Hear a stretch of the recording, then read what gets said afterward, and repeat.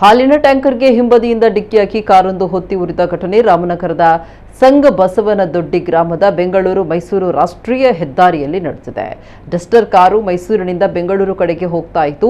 ವೇಗವಾಗಿ ಹೋಗ್ತಾ ಇದ್ದ ಚಾಲಕ ಸಂಘ ಬಸವನದೊಡ್ಡಿ ಬಳಿ ನಿಯಂತ್ರಣ ಕಳೆದುಕೊಂಡು ಮುಂದಿನಿಂದ ಹೋಗ್ತಾ ಇದ್ದ ಹಾಲಿನ ಟ್ಯಾಂಕರ್ಗೆ ಗುದ್ದಿದ್ದಾನೆ.